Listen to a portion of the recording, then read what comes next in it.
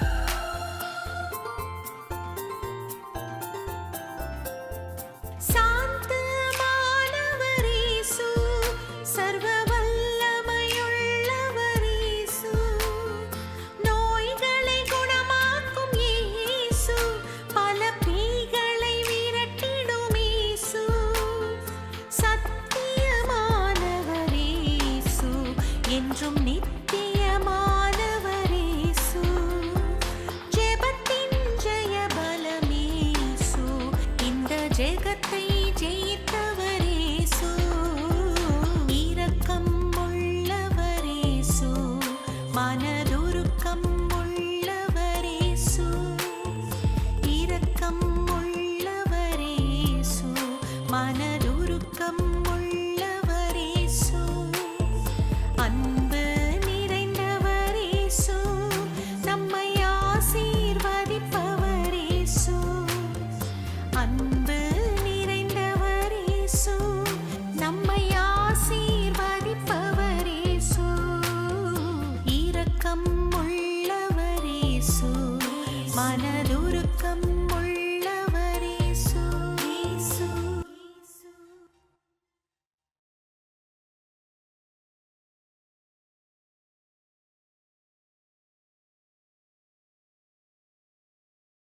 ஒரு கரங்களை தட்டி தேவ நாமத்தை மயங்கப்படுத்துங்க. நல்ல கரங்களை தட்டுங்க. ஆண்டுடைய வார்த்தையை முதலாவது நாம் சீசனை குறித்து பார்த்தோம். இரண்டாவது போர் சேவகனை குறித்து பார்த்தோம். மூன்றாவது ஒரு ஜாமக்காரன் எப்படி இருக்க வேண்டும். அல்லேலூயா. எத்தனை பேர் ஜாமக்காரனை குறித்து தெரியும்? ஒரு இரவுக்கு எத்தனை ஜாமம் இருக்கிறது? ஒரு இரவுக்கு 4 ஜாமம் இருக்கிறது. அல்லேலூயா. ஒரு ஜாமத்துக்கு 3 மணி நேரம். எத்தனை மணி நேரம்? 3 மணி நேரம். அல்லேலூயா. அதனால் ஜாமத்து குறித்து உங்களுக்கு நல்லா தெரியணும். ஜாமக்காரர்களாக சபைக்கு இருக்கணும். அல்லேலூயா. அதுதான் ஆண்டுடைய விருப்பமாக இருக்கிறது. அதை எத்தனை பேர் விசுவாசிக்கிறீங்க? வாசிக்கலாம் ஒரு வசனத்தை. அங்கே சொல்லப்பட்டிருக்கிறது. மத்தேயு 14ஆம் அதிகாரம் 25ஆம் வசனம். இரவின் 4ஆம் ஜாமத்திலே இயேசு கடலின் மேல் நடந்து அவர்களிடத்திற்கு வந்தார். அல்லேலூயா. இரவின் 4ஆம் ஜாமத்திலே இயேசு என்ன பண்ணுறாரு? கடல் மேல் நடந்து அவர்களிடத்திற்கு வந்தார். அல்லேலூயா. இந்த வசனத்தை நீங்கள் பார்த்தீங்கன்னா யோபு 9ஆம் அதிகாரம் 8 கூட வாசிங்க. 9:8. அவர் ஒருவரே வானங்களை விரித்து சமுத்திர அலைகளின் மேல் நடக்கிறவர். அல்லேலூயா. பாருங்க, அவர் ஒருவரே வானங்களை விரித்து சமுத்திர அலைகள் மேல் நடக்கிறவர். அல்லேலூயா. அப்போது இந்த வசனத்தை ஆண்டவர் என்ன பண்ணுறாரு? யோபில் நம்ம மத்தேயுல வாசித்தோம் 14:25. அவர் என்ன செய்தார்? 4ஆம் ஜாமத்திலே கடல் மேல் என்ன பண்ணுறாரு? நடந்து வந்தார். அல்லேலூயா. இப்போ என்றைக்கும் ஆண்டவர் பாருங்கள் ஒரு தீர்க்க தரிசனமாக எழுதி வச்சு கடல் மேல் நடப்பது கூட ஆண்டவர் எழுதி வச்சிருக்கிறார். அல்லேலூயா. இப்போ ஆண்டவர் யார் என்றால் அவர் இருக்கிற வண்ணமாகவே இருக்கிறார். அல்லேலூயா. அவர் செய்வதெல்லாம் வாய்க்கும். அவரை பின்பற்றுகிறவர்கள் எல்லாமே வாய்க்கும். அல்லேலூயா.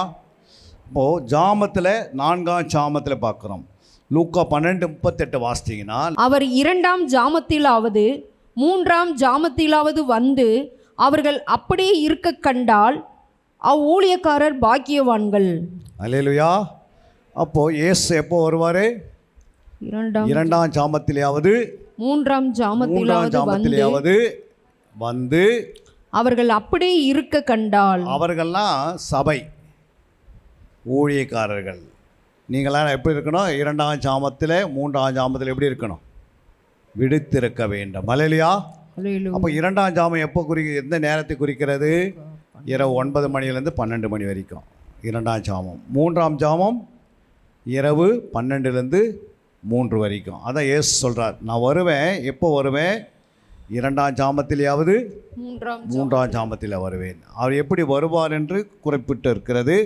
வெளிப்படுத்தினல் 16:15 வாசித்தீங்கன்னா, இதோ திருடன் போல் வருகிறேன், தன் மானம் காணப்படத்தக்கதாக நிர்வாணமாய் நடவாதபடிக்கு விழித்து கொண்டு தன் வஸ்திரங்களை காத்து கொள்ளுகிறவன் பாக்கியவான். பாருங்க, திருடனை போல் வருகிறேன். இப்போ இயேசு எப்படி வருவார்? இந்த சொல்லப்பட்ட 1ஆம் ஜாமம், 2ஆம் ஜாமம், 3ஆம் ஜாமம், 4ஆம் ஜாமத்தில் இயேசு என்ன பண்ணுவார்?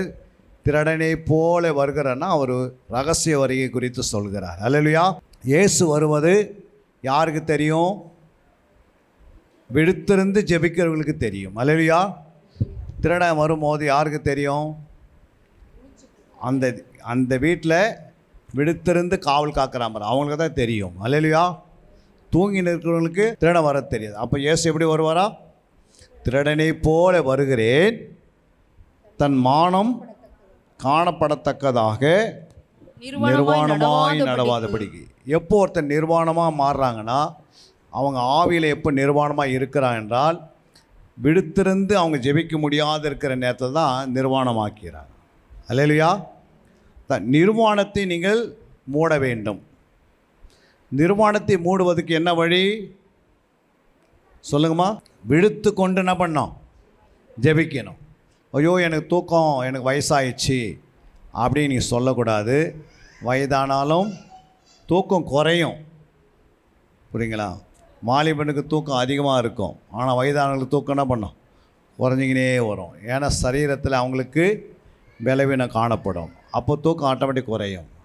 அதனால் இரவு நேரத்தில் நீங்கள் என்ன செய்யணும்? சபைக்காக ஒரு ஜாமக்காரர்களை போல ஜெபிக்கணும். யாரெல்லாம் ஜெபிக்க போகிறீங்க? எல்லாமே ஜெபிக்கணும். அல்லேலூயா. வயதாயிடுச்சு எனக்கு தூக்கம் வரல அப்படின்ல, ஒரு இரவில் கிட்டத்தட்ட ஒரு ஜாமம் நீங்கள் ஜெபிக்கிறலாம் மாறணும். அல்லேலூயா. அப்போ தான் சபை வேகமாக வளரும். சபையில் கர்த்தர் எழுப்புதலை கொண்டு வருவார். சபைக்குள் ஆத்மாவை கொண்டு வருவார்.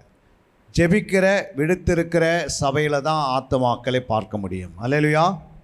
அதனால தான் ஜாமக்காரன் ஜெபம் மிக அவசியம். அதனால தான் ஜாமம் காத்து ஜெபிக்கணும்.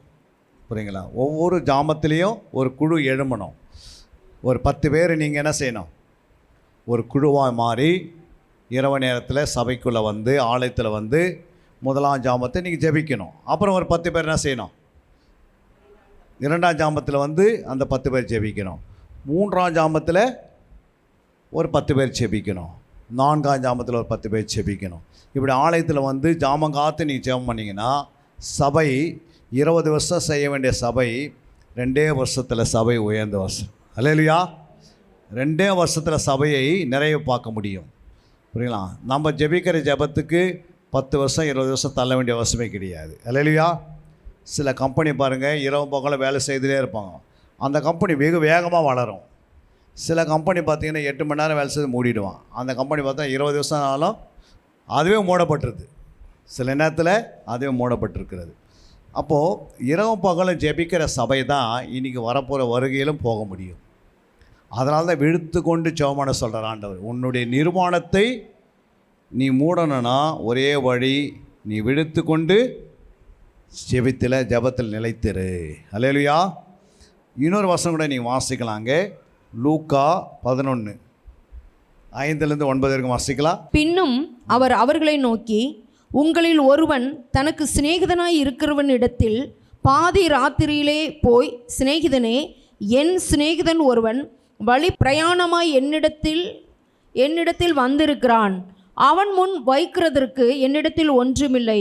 நீ 3 அப்பங்களை எனக்கு கடனாக தர வேண்டும் என்று கேட்டுக்கொண்டான். வீட்டுக்குள் இருக்கிறவன் பிரயுத்திரமாக, என்னை தொந்தரவு செய்யாதே, கதவு பூட்டியாயிற்று, என் பிள்ளைகள் என்னோடு கூட படுத்திருக்கிறார்கள், நான் எழுந்திருந்து உனக்கு தரக்கூடாது என்று சொன்னான். பின்பு தனக்கு அவன் சிநேகிதனாய் இருக்கிற நிமித்தம் எழுந்து அவனுக்கு கொடாவிட்டாலும் தன்னிடத்தில் அவன் வருந்தி கேட்கிறது நிமித்தமாக எழுந்திருந்து அவனுக்கு தேவையானதை கொடுப்பான் என்று உங்களுக்கு சொல்கிறேன். அல்லேலூயா. பாருங்க, ஆண்டவர் என்ன சொல்கிறாரு? பாதி ராத்திரியில் என்ன பண்ணிக்கிறான்? அந்த சிநேகிதன் வீட்டுக்கு போகிறான். அல்லேலூயா. அப்போ இரவுக்கு பாதி ராத்திரின்றது நடு ராத்திரி குறிக்கிறது. பாதி ராத்திரி அப்படின்னா அது நடு ராத்திரி குறிக்கிறது. அந்த பாதி ராத்திரியிலே போய் அந்த சிநேகிதன் என்ன பண்ணுறான்? எனக்கு 3 அப்பங்களை தரன்னு கேட்டுக்கிறான். அல்லேலூயா. ஆனால் அவன் கொடுக்கலை. ஆனால் அவன் என்ன செய்கிறான்? இவன் வருந்தி கேட்கிறான். எப்படி கேட்குறான்? ஜாமக்காரர்கள் வருந்தி கேட்கிற நிமித்தமாவது எழுந்திருந்து. அப்போ நீங்கள் வெறும் கேட்கக்கூடாது, வருந்தி கேட்கணும், மன்றாடி கேட்கணும். புரியுங்களா? இப்படி மன்றாடும் போது நீங்கள் எப்போதும் வேண்டுதல் செய்யும் போது கர்த்தரே இறங்கி காரியங்களை வாக்கி செய்வார். அல்லேலூயா. சும்மா நம்ம ஜெபம் பண்ணுறேன் அதோடு நின்றக்கூடாது. வருந்தி ஆண்டவர்கிட்ட கேட்கணும். ஆண்டவரே, என் சபையை பாருங்கப்பா, என் சபையின் நிலைமையை பாருங்கள், என் சபைக்குள்ளே திரளான ஆத்துமாக்களை கொண்டு வாங்க. நீங்கள் பாரத்தோடு கேட்கணும். வருந்தி கேட்டுக்கொண்டால் நம்ம சபையை ஆண்டவர் என்ன பண்ணுவார்? திரளாக நிரப்புவார். அல்லேலூயா. இந்த சபையை ஒரு பெரிய சபையாக மாற்றுவார். ஒரு புதிய இடத்தை கர்த்தர் கொடுப்பார். அதை வாங்கி தருவதற்கு ஒரு மனுஷனை கர்த்தர் எழுப்புவார். அல்லேலூயா. அந்த மனுஷன் மூலமாக வாங்கி கொடுத்து அதை கட்டி தீர்ப்பதற்கு ஒரு மனுஷனை எழுப்புவார். கர்த்தரால் ஆகாத காரியம் ஒன்றுமே இல்லை. நீங்கள் வருந்தி கேட்கணும் ஆண்டவர்கிட்ட. அல்லேலூயா. அப்படி கேட்க பாதி ராத்திரியில் எழுப்பி கேட்கணுமா? எத்தனை நைட்டில்? எந்த நைட்டில்? நடு ராத்திரி சொல்லப்பட்டு. பாதி ராத்திரின்னு எதை குறிக்குது? ஒரு இரவுக்கு பாதி ராத்திரி என்பது 12 மணி. அந்த பாதி ராத்திரியில் போய் என்ன செய்யணும்? கேட்கணும். புரியுங்களா? அதான் சொல்கிறாரு. அப்போஸ்தலர் 27:27 வாசிக்கும் போது, 14ஆம் ராத்திரியான போது நாங்கள் ஆதிரியா கடலிலே அலைவுபட்டு ஓடுகையில் நடு ஜாமத்திலே கப்பலாட்களுக்கு ஒரு கரை கிட்டி வருகிறதாக தோன்றிற்று. அல்லேலூயா. பாருங்க, 14ஆம் ராத்திரியிலாவது போது நாங்கள் ஆதிரியாக கடலிலே அலைவுபட்டு ஒடுக்கியில் நடு ஜாமத்தில் எத்தனை ஜாமத்தில்? நடு சாமத்தில் ஒரு கரை கிட்டி வருகிறதை காண முடிகிறது. அப்படின்னா அது நடு சாமத்தில் கூட கத்தனை செய்கிறாரு, ஜாமக்காரருடைய கண்ணை திறக்கிறார். அல்லேலூயா. நடு சாமத்தில் நாம் ஜெபிக்கணும்.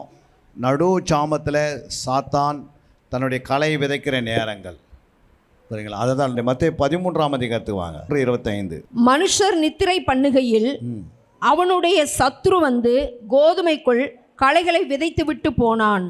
பாருங்க, மனுஷர்கள் வந்து நித்திரை பண்ணுகிற நேரத்தில் தான் யார் வர்றது? சத்துரு. களையை விதைப்பான் சாத்தான். நடு ராத்திரியில் நீங்கள் எழுந்து நீங்கள் ஆண்டோட சமூகத்தில் ஜெபித்து பாருங்கள், பிசாசால் களை விதைக்கவே முடியாது. அல்லேலூயா. களைனா என்ன? சாத்தானுடைய ஆயுதங்கள். கடன் பாரம், வியாதிகள், பலவீனங்கள், நோய்கள், தொந்தரவு, தேவையில்லாத பிரச்சனைகள்லாம் அவன் என்ன பண்ணுவான்? விதைப்பான் அதிகம் அந்த நடு ராத்திரியில் வந்து. அதனால தான் அங்கே சொல்ல பாருங்க, மனுஷன் நித்திரை பண்ணுகையில் அவனுடைய சத்துரு வந்து கோதுமைக்குள் என்ன பண்ணிட்டான்? களைகளை விதைத்து போயிட்டான். சபைக்குள்ளே சிலவங்க கோதுமையாக இருப்பாங்க, அந்த கோதுமைக்குள்ளேயே களை விதைக்க முடியும். புரியுதுங்களா? நீங்கள் ஜெபிக்காத அப்படியே இருந்தீங்கன்னா, ஜெபத்திற்கு நேரத்தை கொடுக்கல அப்படின்னா, ஜெபத்திற்காக தன்னுடைய நேரங்களை அர்ப்பணிக்கலைன்னா, நீங்கள் சபையோடு இணைந்து இல்லைன்னா, பிசாசானவன் களை விதைத்துட்டு போயினே இருப்பான். அது பிறகு களை எடுப்பது அவ்வளோ கஷ்டம். அல்லேலூயா. அதனால தான் ஆண்டவர் சொல்கிறாரு 1 பேதுரு 5:8, தெளிந்த புத்தியுள்ளாயிருங்கள், விடுத்திருங்கள், ஏனெனில் உங்கள் எதிராளாகிய பிசாசானவன் கெர்ச்சிக்கிற சிங்கம் போல் எவனை விழுங்கலாமோ என்று வகை தேடி சுற்றி திரிகிறான். அப்போ ஆண்டவர் சொல்ல, தெளிந்த புத்தி உள்ளவளாக இருங்கண்ணா. சபையில் என்ன புத்தி இருக்கணும்?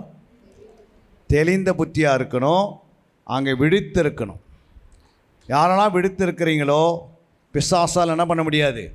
அவன் கெர்ச்சிக்கிற சிங்கத்து போல் யாரை விழுங்கலாம் வந்தாலும் அவனுக்கு இடம் கிடைக்காது போயிடும். அல்லேலூயா. அப்போ பிசாசு ஒருத்தர் இருக்கிறான்னு உங்களுக்கு தெரியணும், அவன் களை விதைப்பான்னு தெரியணும். நம்ம தானே செய்யணும்? சுற்றி வேலி அடித்து கொள்ளணும். அல்லேலூயா. இன்னொரு வசனம் கூட நீங்கள் வாசிக்கலாங்க. கலாத்தியர் 2:4, கிறிஸ்து இயேசுக்குள் நமக்கு உண்டான சுயாதீனத்தை உளவு பார்த்து நம்மை நியாயப்பிரமாணத்திற்கு அடிமைகளாக்கும் பொருட்டாக பக்க வழியாக நுழைந்த கள்ள சகோதரர் நிமித்தம் அப்படி ஆயிற்று. அல்லேலூயா. யார் வருவாங்க? கள்ள சகோதரர்கள் உங்களோட இணைஞ்சிருவாங்க. உங்களுக்கே தெரியாது. அவங்களுடைய வேலை என்ன அப்படின்னா, உங்களை எப்படியோ திசை திருப்பணும், ஆண்டவர் விட்டு விலகி தூரம் கொண்டு போயிடுவாங்க. ஜெபிக்காதவங்களோடு இணைந்து கொள்ளக்கூடாது. வேதத்தை அறியாதவங்களோடு ஐக்கியம் வச்சிருக்கக்கூடாது. சரிங்களா? ஜெபிக்க முடியாதவங்களோடு என்ன செய்யக்கூடாது? ஐக்கியத்தை வைக்கக்கூடாது. ஆலயத்துக்கு ஒழுங்குக்கிரமாக வராதவங்களோட ஐக்கியம் வச்சுக்கூடாது. புரியுங்களா? அப்போது தேவனுடைய ஆலயத்துக்கு வருகிறவர்கள் பயபக்தியாக வரணும், தேவனுக்கு பயந்து வாழணும். ஏன்னா கர்த்தர் சொல்கிறார், நரகம் என்பது அவ்வளோ வேதனைக்குரியதான். நரகம் என்பது வேதனைக்குரியது. அந்த நரகத்துக்குள்ளே போகாத இருக்கணும் அப்படின்னா நம்ம ஆவியில் பரிசுத்தம் இருக்கணும், நம்முடைய இருதயத்தில் பரிசுத்தம் இருக்கணும், நம்முடைய சரீரத்தில் பரிசுத்தம் இருக்கணும், நம் உண்மையுள்ளதாக இருக்கணும், நேர்மையானவளாக இருக்கணும். புரியுங்களா? நம்ம கோபக்காரனாக இருக்கக்கூடாது, பொய் பேசுகிறவனாக இருக்கக்கூடாது. புரியுங்களா?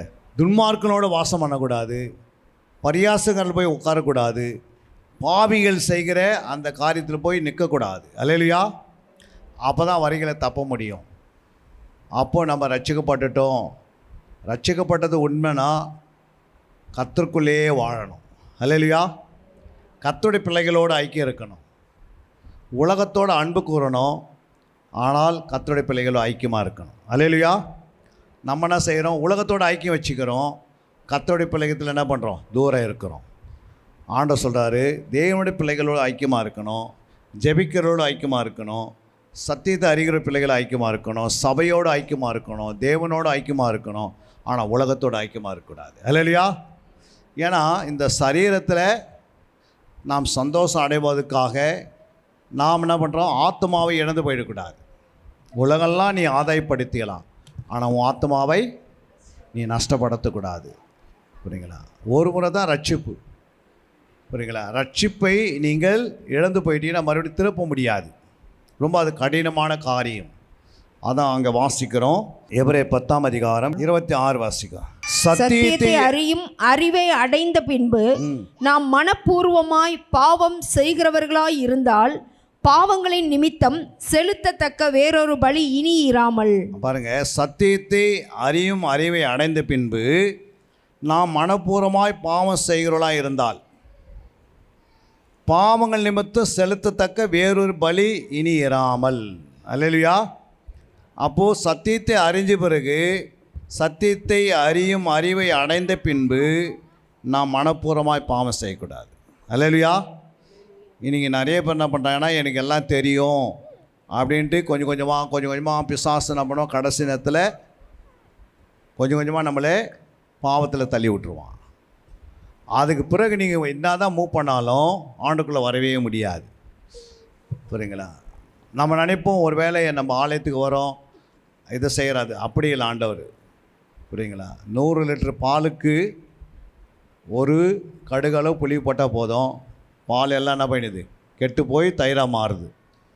அது மாதிரி நம்முடைய ஆவி ஆத்மா சரீரத்தில் பாவம் கொஞ்சம் கொஞ்சமாக வந்து நம்முடைய பரிசுத்தத்தை கெடுத்துரும். அல்லேலூயா. அதனால் நம்ம பரிசுத்தத்தையோடு இருக்கணும்னா என்ன செய்யணும்? நம்ம சத்தியத்தை அறிந்த பின்பு நம்ம எப்படி இருக்கணும்? லூக்கா 12:40 சொல்கிறது, என் எஜமானுடைய சித்தத்தை அறிந்தும் ஆயத்தமாயிராமல் அவனுடைய சித்தத்தின்படி செய்யாமலும் இருந்த ஊழியக்காரன் அநேக அடிகள் அடிக்கப்படுவான். அல்லேலூயா. பாண்டவர் என்ன சொல்கிறாரு? என் எஜமானுடைய சித்தத்தை நீ அறிஞ்சிட்டு ஆயத்தமாக இராமல் போயிட்டா என்ன நடக்கும்? அவனுடைய சித்தத்தின்படி செய்யாமல் இருந்த ஊழியக்காரன் இங்கே இருக்கிற எல்லாமே ஆண்டோடைய ஊழியக்காரன் தான். அல்லேலூயா. நம்ம எல்லாருமே லேவியர்கள், நம்ம எல்லாமே ஆசாரிகள், நம்ம எல்லாமே ராஜாக்கள். அப்போ ஆண்டவர் சொல்கிறாரு, அவன் அநேக அடிகளை அடிக்கப்படுவான். அதனால் மிக ஜாக்கிரதையாக நம்ம இருக்கணும். அதே 2 பேதுரு 2:20 சொல்கிறது, கர்த்தரும் இரட்சகருமாகிற இயேசு கிறிஸ்துவை அறிகிற அறிவினாலே உலகத்தின் அசுத்தங்களுக்கு தப்பினவர்கள் மறுபடியும் அவைகள் சிக்கிக்கொண்டு ஜெயிக்கப்பட்டால் அவர்களுடைய பின்னிலைமை முன்னிலைமையிலும் கேடுதலாக இருக்கும். யோசித்து பாருங்கள். நீங்கள் கர்த்தர் இரட்சகரமாக இருக்கிற இயேசு கிறிஸ்து அறிகிற அறிவினாலே என்ன பண்ணிட்டீங்க? உலகத்திலேருந்து நம்ம அசுத்தங்களுக்கு என்ன பண்ணிட்டு தப்பிட்டோம். ஆனால் மறுபடியும் இழுப்பானாம் பிசாசு. மறுபடியும் வா, பரவாயில்ல, நீ ரட்சிக்கப்பட்டுட்டு அப்படியே ஒரு கூட்டம் வரும். அது சொல்ல, நான் இங்கே ரட்சிக்கப்பட்டுட்டீங்க, ஞானஸ்தானம் எடுத்துட்டீங்க, இனிமேல் பைபிள்லாம் வாசிக்க வேண்டிய அவசியம் கிடையாது.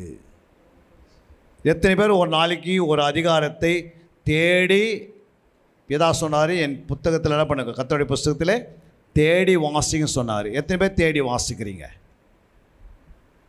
பைபிளை எத்தனை பேர் தேடி வாசிக்கிறீங்க? கரங்களை உயர்த்தி காட்டுங்க பார்க்கலாம்.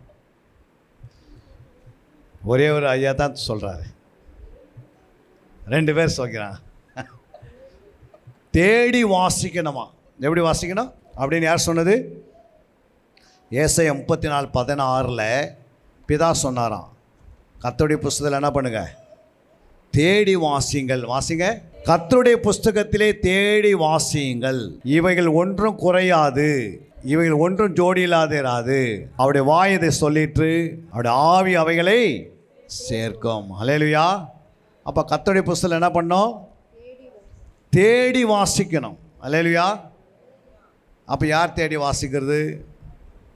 ஏதா சொல்லிட்டு போயிட்டாரு, என் புஸ்தகத்தில் என்ன பண்ணுங்க, தேடி வாசிக்கன்னு. யாருக்கு சொல்லிட்டு போனார்?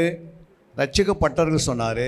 ரட்சிக்கப்பட்டவர்கள் நான் ஏன் தேடி வாசிக்கணும்? புரியுங்களா? நான் ஏன் தேடி வாசிக்கணும்? ஜோடிகள் அந்த ஜோடிகள் நமக்கு கிடைக்காது. ஒவ்வொரு வசனத்துக்கும் ஒரு ஜோடி இருக்கிறது. அல்லேலூயா. ஒரு கணவன், ஒரு மாப்பிள்ளைக்கு ஒரு பெண்ணை ஜோடியாக எத்தனை வயசில் கண்டுபிடிக்கலாம்? ஒரு 21 வயசு மாப்பிள்ளை இல்லை 25 வயசு ஒரு மாப்பிள்ளைக்கு எத்தனை வயசு பெண்ணை கண்டுபிடிக்கலாம் ஜோடியா? 20 வயசு. அடுத்து நீங்கள் என்னம்மா? ஒரு 23 வயசு. புரியுங்களா? அப்போது அதுதான் ஜோடி. ஆனால் அதே 25 வயசு மாப்பிள்ளைக்கு 50 வயசு பெண்ணை கேட்டு இது ஜோடியாக மாற்ற முடியுமா? மாற்ற முடியாது. அது மாதிரி வசனங்களை வந்து டிஸ்டன்ஸில் போய் பார்க்கக்கூடாது. அப்புறம் ஜோடிகள்னா வேதத்தை சொன்னார், கர்த்தருடைய புஸ்தகத்திலே தேடி வாசியுங்கள், அவைகள் ஒன்றும் குறையாது, அது ஜோடி இல்லாது இராது. கர்த்தருடைய ஆவியானவர் அவைகளை சேர்ப்பார். அப்போ ஆவியை எப்படி சேர்ப்பேன்னா அந்த ஜோடி ரொம்ப எப்படி இருக்கும்? கிட்ட நெருங்கி இருக்கும். புரியுங்களா? ரட்சிப்புன்னு எடுத்திங்கன்னா ஒரு 500 இடத்துல ரட்சிப்புன்னு இருக்கும் வார்த்தை. இப்போ 500 வந்து ஜோடியாக மாறாது. கரெக்டான ஒரு ஜோடி இன்னொரு ஜோடியை கண்டுபிடிக்கணும். அதை தான் வந்து அவங்களுக்கு ஜோடி. அதனால தான் அவங்களுக்கு விடுதலை கிடைக்குது. அல்லேலூயா. அப்போ தேடி வாசிக்கிறதுக்கு என்ன பண்ணோம்? தன்னை ஒப்பு கொடுக்கணும். அல்லேலூயா. ஏன் ஒப்பு கொடுக்கணும்? தேடி வாசிக்கணும். பிதா சொல்லிட்டாரு, பிதாவுக்கு நான் கீழ்ப்படியணும். இயேசு சொன்னார், வேத வாக்கியங்களை ஆராய்ந்து பாருங்கள், அப்போது உங்களுக்கு நித்திய ஜீவன் உண்டு. என்னை குறித்து சாட்சி கொடுக்கிறவைகள் அவைகளே என்று யோவான் 5ஆம் அதிகாரம் 39ஆம் வசனத்தில் நான் வாசிக்கிறோம். வாசிங்க.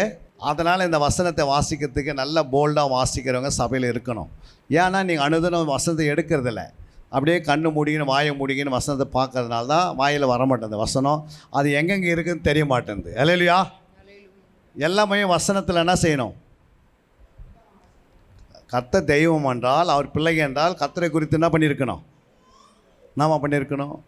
இப்போ உங்கள் அப்பா யாருன்னு கேட்டால் அவர் சொல்லுவாங்க, எங்கள் அப்பா யாருன்னா அவர் ரயில்வேயில் ஒர்க் பண்ணுறாரு, அவர் என்ன டிபார்ட்மெண்ட்டில் இருக்கிறாரு, அவர் என்ன ஒர்க் பண்ணுறாரு, அவர் எந்த இடத்துல ஒர்க் பண்ணுறாருன்னு டக்கு டக்குன்னு சொன்னால் தான் போலீஸில் அவனுக்கு சந்தேகம் வராது. அல்லேலூயா.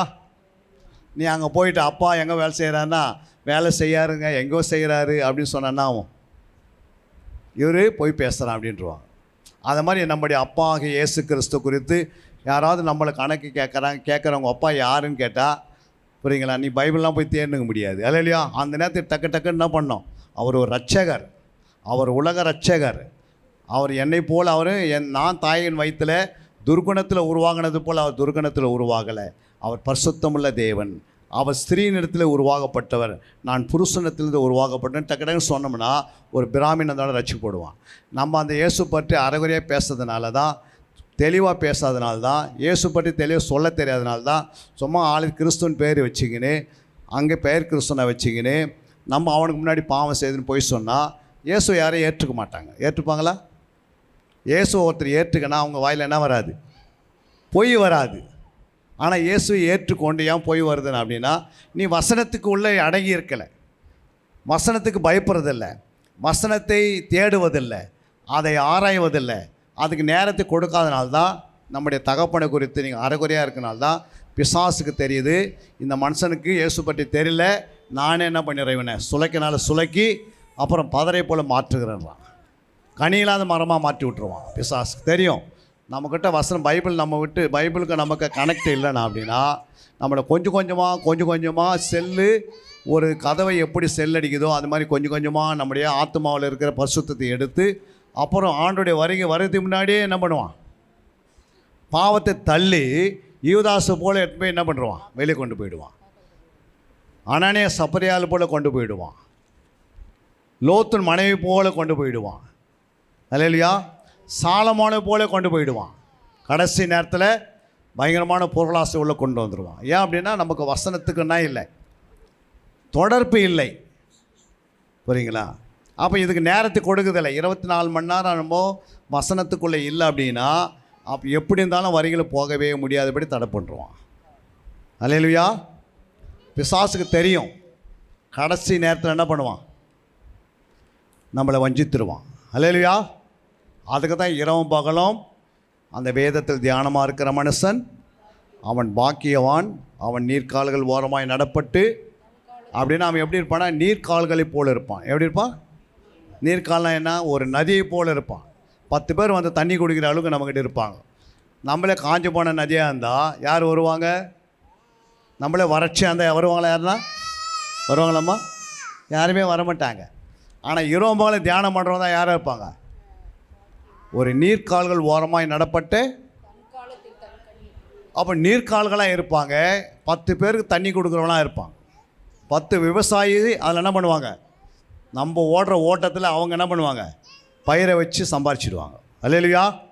நம்மளே தண்ணி இல்லாத ஓடினந்தா, ஜீவ தண்ணீர் என்ற நதி நமக்குள்ளே ஓடலைன்னா நம்மகிட்ட யாருமே வரமாட்டாங்க. வருவாங்களா? யாருமே வரமாட்டாங்க. நீயும் போகாத அவனே தடுத்துருவான். கடைசி நேரம் வரும்போது கொக்கி போட்டு இழுத்துருவான் ஒரே இழுப்பு. நீ பரலோகத்தில் போக முடியாது. அல்லேலூயா. அதனால் ஆண்டுக்குள்ளே என்ன பண்ணியிருக்கணும், ஒவ்வொரு நாளும் உனக்கும் ஆண்டுடைய வார்த்தைக்கும் கனெக்ட் இருக்கணும். உலகத்தோடு உங்கள் தகப்பனுக்கிட்ட பேசுகிற இல்லையோ, உன் தாய்கிட்ட பேசுகிற இல்லையோ, உன்னுடைய உறவினர்கிட்ட பேசுகிற இல்லையோ, ஆனால் ஆண்டவர்கிட்ட நீ பேசியே இருக்கணும். அல்லேலூயா. நீ பேசலைன்னா அவரை பார்க்கவே முடியாது. அல்லேலூயா. அதுதான் ஒரு பாடலே இருக்கிறது. புரியுங்களா? அது என்ன பாடல்னா, ஆண்டவரே நீர் என்னோடு பேசும், நான் உன்னோடு பேசுவேன். அல்லேலூயா. அப்போது நம்ம ஆண்டவரோடு பேசுகிறது ஜெபம், ஆண்டவர் நம்மோடு பேசுகிறது வசனம். அப்போ ஒவ்வொரு நாளும் என்ன செய்யணும், ஒவ்வொரு நாளும் கர்த்தரை சார்ந்து வாழணும். புரியுதுங்களா?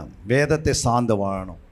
அப்போ கர்த்தருடைய புஸ்தகத்தில் என்ன செய்யணும், ஆராய்ந்து வாசிக்கணும். இயேசு சொல்லிட்டு போனார். என்ன சொன்னார்? வாசிங்க. இப்போ வேத வாக்கியங்களை ஆராய்ந்து பாருங்கள், அவைகளால் உங்களுக்கு நித்திய ஜீவன் உண்டென்று எண்ணுகிறீர்களா? என்னை குறித்து சாட்சி கொடுக்கிறவைகளும் அவைகளே. இப்போ வேத வாக்கியங்களை நம்ம என்ன செய்யணும், ஆராய்ந்து வாசிக்கணும். அல்லேலூயா. ஏன் ஆராய்ந்து வாசிக்கணும்? யாருக்குள்ளே ஆவியானவர் இருக்கிறாரோ அவங்க மட்டும் தான் ஆராய்ந்து வாசிப்பாங்க.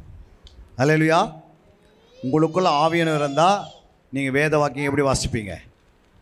சும்மா வாசிக்க மாட்டீங்க, ஆராய்ந்து வாசிப்பீங்க. புரியுங்களா? எப்படி ஆராய்ந்து வாசிப்பீங்க? வாசிங்க அந்த வசனத்தை.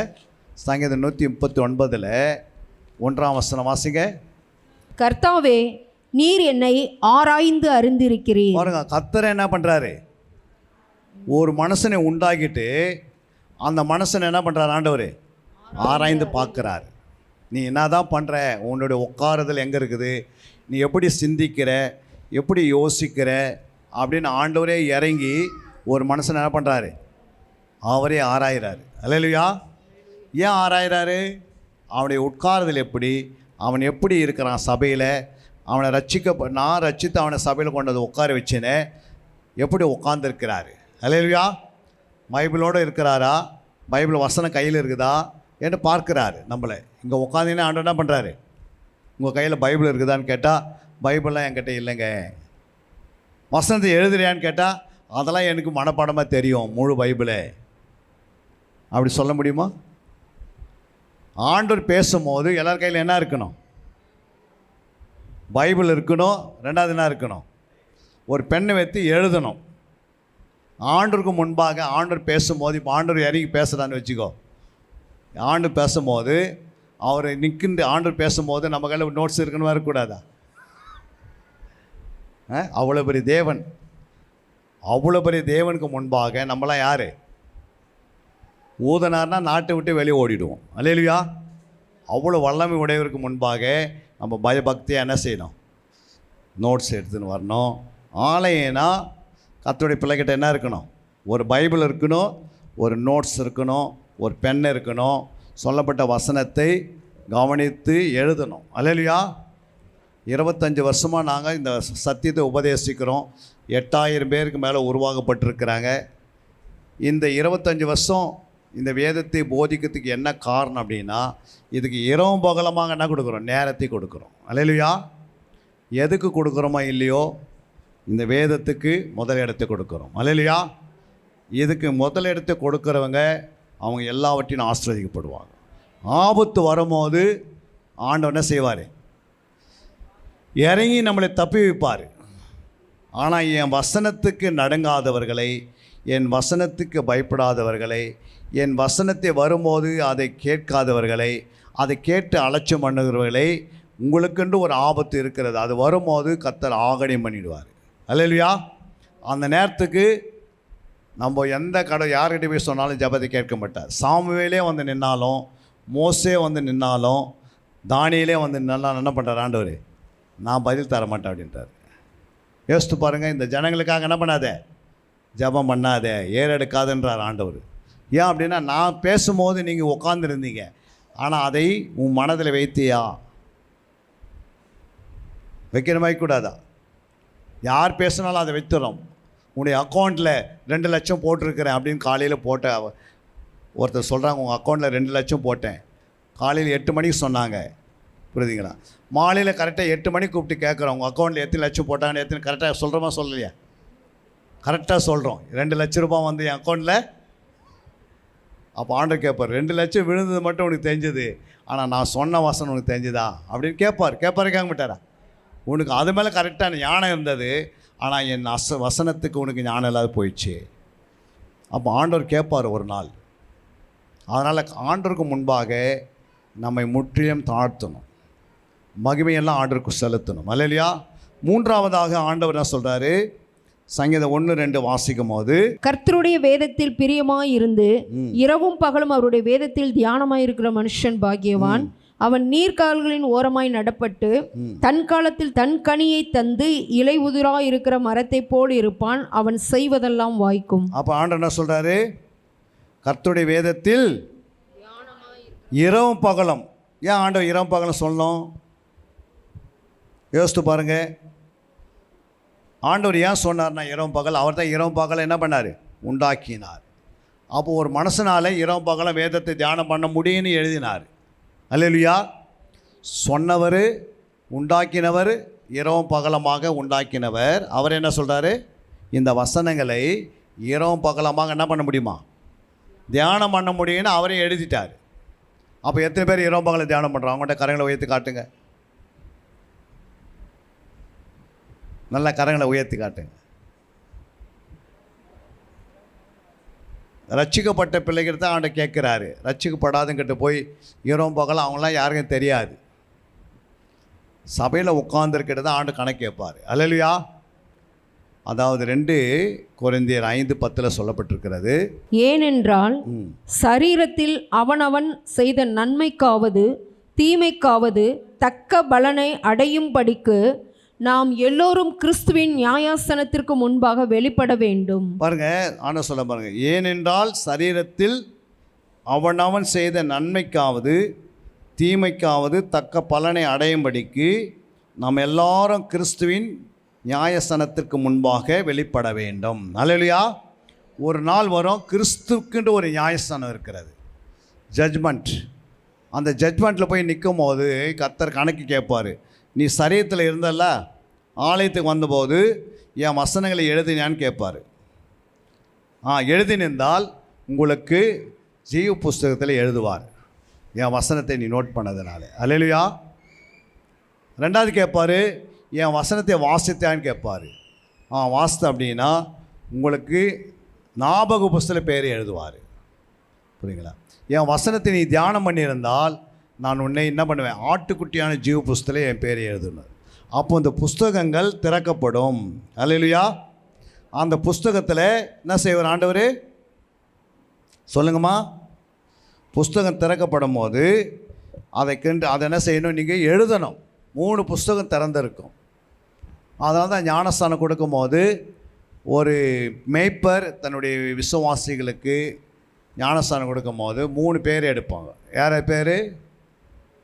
பிதா, குமாரன், பரிசுத்தாவியானவர். அப்போ பிதா தன்னுடைய ஜீவ புஸ்தகத்தை அந்த பெயரை அவங்க அதில் எழுதுவார். நீங்கள் ஞானஸ்தானம் எடுக்கும்போது ஒரு பேர் வைப்பாங்க உங்களுக்கு. உங்கள் பேரை வச்சு அந்த ஜீவ புஸ்தகம் எழுதுவார். 2வது குமாரன் என்ன பண்ணுவார்? பிதா குமாரனுடைய ஆட்டுக்குட்டியான ஜீவ புஸ்தகம். என்ன புஸ்தகம்? அந்த புஸ்தகம் திறந்து அந்த பேர் எழுதப்படும். 3வது ஒரு புஸ்தகம் இருக்குது, பரிசுத்த ஆவியானவருடைய புஸ்தகம். ஆவியான்னு சொல்கிறால, பரிசுத்த ஆவியானுடைய நாமத்தினால்தான் ஞானஸ்தானம் கொடுக்கணும். அப்போது ஞாபக புஸ்தகம் ஒன்று திறக்கப்படும். இந்த 3 புஸ்தகத்தில் நீங்கள் ரட்சிக்கப்பட்ட நாட்களிலிருந்து நீங்கள் எவ்வளோ காணிக்கை கொடுத்தீங்க, எவ்வளோ தசமாக கொடுத்தீங்க, எவ்வளோ கொடுக்கலை, நீங்கள் எத்தனை பேர் சரீரத்தில் திட்டினீங்களோ அடிச்சிங்களோ அதுவும் இருக்கும், நன்மையும் இருக்கும், தீமையும் இருக்கும். அது பாருங்கள் என்ன சொல்கிறாரு? அவர் என்ன சொன்னார்? சரீரத்தில் அவனவன் செய்த நன்மைக்காவது தீமைக்காவது. என்னது? நன்மைக்காவது தீமைக்காவது. நன்மைக்காவது தீமைக்காதுன்னா இந்த சரீரத்தில் நீ எதை நன்மை செய்தோ அதுவும் இருக்கும், தீமையும் இருக்கும். அப்போது நீங்கள் ஆண்டுக்கிட்ட போய் நிற்பீங்க. ஒரு தூதனை வந்து நிற்பார், புரியுதுங்களா? அதில் வெறும் தீமையே நிறைய இருந்துச்சுன்னு வச்சுக்கோ, அந்த நடு வானத்திலிருந்து ஒரு தூதனை கட்டளையிடுவார், இவனை கொண்டு போய் கையங்காலை பிடிச்சி எங்கே போடு, நரகத்தில் தள்ளுவினார். அப்போ அங்கே போய் விடதை காட்டிலையும் இங்கேயே சபை விட்டு ஓடிடுறது நல்லது. அல்லேலூயா. இங்கே எங்கே விட்டு போயிடணும், சபை விட்டு போகிறது நல்லது. ஏன்னா இங்கேருந்து நம்ம கலையில் விதத்தை நிறுத்தோம்னா வேஸ்ட்டு. அதனால் அங்கே போய் விடுறதை காட்டிலும் இங்கேருந்து வெளியே போயிட்டு அங்கே போகவே முடியாது. அப்போ யாரெல்லாம் ரட்சிக்கப்பட்டாங்களோ அவங்க எல்லாம் எங்கே போய் நிற்பாங்க, நியாயஸ்தானத்தில் நிற்பாங்க. அப்போ புஸ்தகங்கள் திறக்கப்படும். அந்த புஸ்தகத்தில் நன்மை இருக்குதா? அல்லேலூயா. எவ்வளோ நன்மை சேர்த்து வச்சுருக்கிற, சபைக்கு லேட்டாக வந்தியா அதில் இருக்கும், எழுதியிருப்பார். ஆண்டவர் கேட்பார், ஏன் நீ சபைக்கு என்னுடைய ஆலயத்துக்கு வரும்போது மட்டும் நீ லேட்டாக வந்த, ஆனால் உன் வேலைக்கு போகும்போது நீ கரெக்டாக போனிய டைமோடு அப்படின்னு கேட்பார். அது வேலை ஆண்டவரே, இது ஆலயம், அப்போது எனக்கு பயப்படுற பயம் உனக்கு இல்லை அப்படின்னு சொல்லி ஆண்டவர் என்ன பண்ணுவார், அந்த நன்மையை அங்கே இல்லாதனால அங்கே தீமை இருக்கும். நீங்கள் வந்தது 8 மணி நேரத்தில் அதில் எத்தனை மணி நேரம் லேட்டாக வந்தீங்க, பாஸ்ட்டு கேட்காத எத்தனை மணி போனீங்க, அதெல்லாம் அதில் இருக்கும். ஒரு கிளாஸ் ரூம்லேருந்து நீங்கள் டக்குன்னு எழும்பி வெளியே போக முடியுமா? போக முடியாது, புரியுங்களா? அப்போ ஆண்டவர் என்ன பண்ணுவார், ஆலயத்துக்கு வந்து கேட்காது கொள்ளாது போனால் அதுவும் எழுதிடுவார். நம்ம நினைக்கிறோம் அதெல்லாம் ஆண்டவருக்கு பார்த்துக்கொள்வார். நியாயசனத்தில் வந்து ஆண்டவர் என்ன பண்ண மாட்டார், சிங்காசனத்தில் உட்காந்துட்டு பிறகு அங்கே இறக்கலாம் கிடையாது, அங்கே கிருபைலாம் கிடையாது. அங்கே ஒன்லி ஃபார் சட்டம் வெளிப்படும். கரெக்டாக பேசுவார் ஆண்டவர், புரியுங்களா? யார் யார் என்ன தவறு செய்தாலும். அந்த வசனத்தை வாசித்து பாருங்கள். அங்கே பிரசங்க 12ஆம் அதிகாரத்துக்கு வாங்க, 13-14. காரியத்தின் கடைத்தொகையை கேட்போமாக, காரியத்தின் கடைத்தொகையை கேட்போமாக, தேவனுக்கு பயந்து அவர் கற்பனைகளை கைக்கொள், அவருடைய கற்பனைகளை கைக்கொள், எல்லா மனுஷர் மேலும் விழுந்த கடமை இதுவே. அப்போ ஆண்டவர் சொல்றாரு, காரியத்தின் கடைத்தொகையை கேட்போமாக, தேவனுக்கு பயந்து அவர் கற்பனைகளை கைக்கொள், எல்லா மனுஷர் மேலும் விழுந்த கடமை இதுவே. அப்போ எல்லா மனுஷனும் என்ன கடமை? பயப்படணும், கை கொள்ளணும். 2 தான். 1 ஆண்டவர் பயப்படுற பயம் இருக்கணும், 2 அவருடைய கற்பனைகளை கை கொள்ளணும். 3வது பாருங்க, ஒவ்வொரு கிரியையையும் அந்தரங்கமான ஒவ்வொரு காரியத்தையும் நன்மையானாலும் தீமையானாலும் தேவன் நியாயத்திலே கொண்டு வருவார். பாருங்க, ஒவ்வொரு கிரியையும் அந்தரங்கமான ஒவ்வொரு காரியத்தை அப்படின்னா நாம் சரீரத்தில் செய்த கிரியைகளையும் அந்தரங்கமாக சபைக்கு வெளியே போய் இல்லை சபைக்கு உள்ள யாருக்கும் தெரியாது எதை செய்தாலும் அது கர்த்தர் எழுதிடுவார், ஸ்கேன் பண்ணுவார். ஒரு ஸ்கேன் அவர்கிட்ட இருக்குது. அந்த ஸ்கேன் என்ன பண்ணுன்னா, நீ உள்ளே வரும்போதே அந்த டேட் கரெக்டாக ஃபிக்ஸ் பண்ணுவார். அப்போது ஆண்டவர் பாருங்கள், நீ எனக்கோ செய்த காரியம், ஆதாம் ஏவாளும் பாவம் செய்கிறாங்க. யார் செய்தது? ஆதாம் ஏவாளும். அவங்க செய்த பாவத்தை, அவங்க செய்த அந்த பாவத்தில் விழுந்ததை யார் எழுதுறது? யார் எழுதுந்து? யாருமா? யாருன்னு தெரியல. ஐயா, யார் எழுதுந்து? ஆதாம் எவ்வளோ பாவம் செய்தது, அது யார் எழுதி வச்சது பைபிளில்? அதான் பரிசுத்தம் யாரை கொண்டு எழுதினார்? மோசே கொண்டு எழுதினார். மோசே எத்தனை தலைமுறை வராரு யோசித்து பாருங்கள். ஆதாம்லேருந்து கணக்கு போட்டு பாருங்கள், ஏனோக்கு 14ஆவது தலைமுறையில் வராரு, புரியுதுங்களா? அப்போது மோசே எத்தனாவது தலைமுறையில் வராரு யோசித்து பாருங்கள். ஏசு கிறிஸ்து 42ஆவது தலைமுறையில் வந்தார். ஏசு கிறிஸ்து எத்தனாவது தலைமுறையில் வந்தார்? 42ஆவது தலைமுறையில் வந்தார். அப்போது மோசே எத்தனாவது தலைமுறை வந்து எனக்கோ நடந்த காரியத்தை, எனக்கோ நடந்த ரகசியத்தை, எனக்கோ நடந்த காரியம், ஏதேன் தோட்டம் அன்றைக்கி மோசே வர அன்றைக்கி ஏதேன் தோட்டமே கிடையாது. ஆனால் ஏதேன் தோட்டத்தில் நடந்த ஒவ்வொரு காரியம் பிட்டு அப்படியே எழுதுகிறார் மோசே, புரியுங்களா? மோசே போல் ஒரு தீர்க்கதரிசி அதுக்கு பிறகு எழுமினதே இல்லை என்று அங்கே வாசிக்கலாம். உபாகமம் கடைசி அதிகாரத்தில் கடைசி 2 வசனம். கர்த்தரை முகமுகமாய் அறிந்த மோசையைப் போல ஒரு தீர்க்கதரிசியும் இஸ்ரவேலில் அப்புறம் எழுமினதும் இல்லை என்று விளங்கும். கர்த்தரை முகமுகமாய் அறிந்த மோசையைப் போல ஒரு தீர்க்கதரிசி இஸ்ரவேலில் அப்புறம் என்ன பண்ணல, எழுமினதே இல்லை என்று உங்களுக்கு விளங்குவதாக. அல்லேலூயா. அப்போ கர்த்தருக்கு மோசே பாருங்கள், மோசேக்கு பிறகு ஒரு தீர்க்கதரிசி என்ன பண்ணல, பெரிய பெரிய தீர்க்கதரிசிலாம் வந்திருக்கிறாங்க. ஆனால் எல்லா தீர்க்கதரிசி காட்டிலும் மோசைக்கு பிறகு யாரும் என்ன பண்ணல, மோசை போல எழுப்பினதில்லை. அல்லேலூயா. இப்போ மோசை எழுதுகிறார் என்னைக்கோ நடந்த காரியத்தை, எத்தனையோ 1000 வருடங்களுக்கு முன்பாக நடந்த ஏதேன் தோட்டத்தில் நடந்த காரியத்தை எழுத முடியும்னா இன்று நாம் சபையில் உட்காந்து என்ன பண்ணி கொண்டிருக்கிறோம் என்று ஆண்டு எழுத மாட்டாரா? அதை தான் பிரசங்கில் எழுதுகிறார். அது நன்மையானாலும் தீமையானாலும் கர்த்தர் அந்தகாரமான காரியங்கள் இருந்தாலும் சரித்திர கிரியாவது ஆண்டவர் என்ன பண்ணுவார், நியாயத்தில் கொண்டு வந்து நிறுத்திடுவார். அல்லேலூயா. அதனால் யாருமே தப்பிக்க முடியாது. நம்ம ரட்சிக்கப்பட்ட நாட்களில் நாம் என்ன செய்யணும்னா நம்மை நாம் என்ன பண்ணிக்கணும், ஆண்டவருக்காக நிறைய ஓடி ஓடி உடைத்து நன்மையே சேர்த்து கொள்ளணும்னு ஆண்டவர் என்ன பண்ணிக்கிறாரு, நமக்கு சொல்லி தந்திருக்கிறாரு. அல்லேலூயா. அதனால் இருக்கிற நேரத்தை என்ன பண்ணிக்கணும், ஆண்டவருக்காக பயன்படுத்தணும். எத்தனை பேர் பயன்படுத்த போகிறீங்க?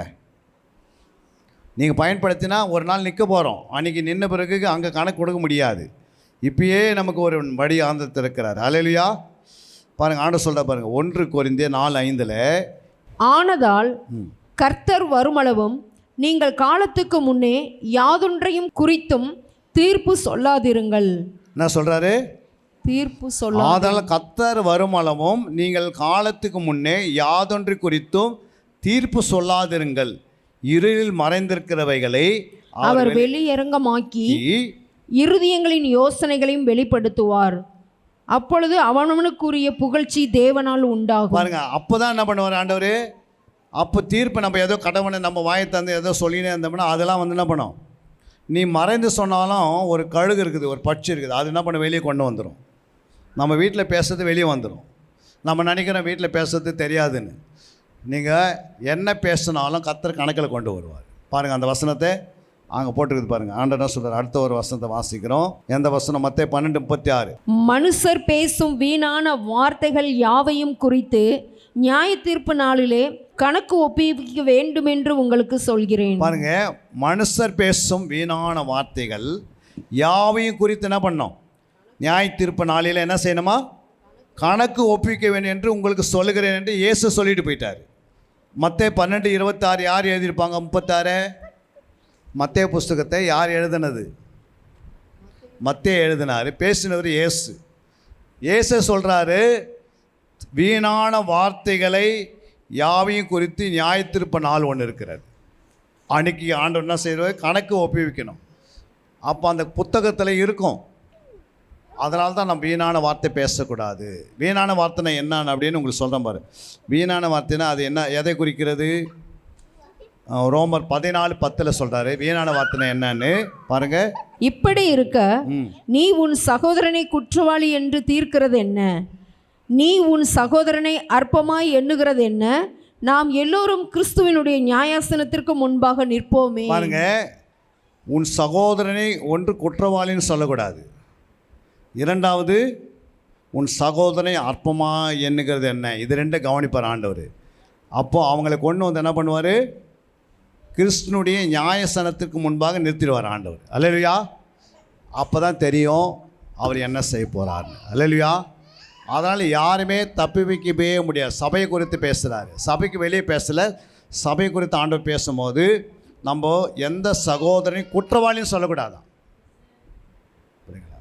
உன் கண்ணில் இருக்கிற துரும்பை நீ எடுக்காமல் மற்றவன் குற்றவாளி, அவன் சரி கிடையாது, இவன் சரி கிடையாது என்று நம்மை நாமே என்ன பண்ணக்கூடாது, சொல்லக்கூடாது. புரியுங்களா? நாம் அந்தமாக ஆலயத்துக்கு கர்த்தருடைய சமூகத்தில் பயபக்தியாக இருக்கணும். கர்த்தரோடு பேசும்போது எழுதணும், தியானிக்கணும், ஆராயணும், கற்றுக்கொள்ளணும். ஒரு பட்டணத்தில் ஹெல்மெட் போடாது போனால் எவ்வளவு விலைக்கரை கொடுக்கணும் எழுதிக்கிறதா இல்லையா? ஒருத்தர் ஹெல்மெட் போகாது போனால் எவ்வளோ கொடுக்கணும்? இன்றைக்கி எவ்வளோமா? 1000 ரூபாய் கொடுக்கணும். அந்த சட்டத்தை ஒருத்தர் அறியாத இருந்தால் என்ன பண்ணுவாங்க? அறியாது போயினாங்கிறாரு, அவர் பிடிச்சாங்களே எவ்வளோ கொடுக்கணும்? அவர் 1000 ரூபாய் கொடுக்கணும். அது மாதிரி பைபிளுடைய சட்டத்தை அறியாத இருந்தால் அதனோட பனிஷ்மெண்ட் அங்கே கிடைக்குது. நீ வேதத்தை ஆராய்ந்து அறிஞ்சு வச்சிங்கன்னா சட்டத்திலேருந்து கம்மியாகிடுது.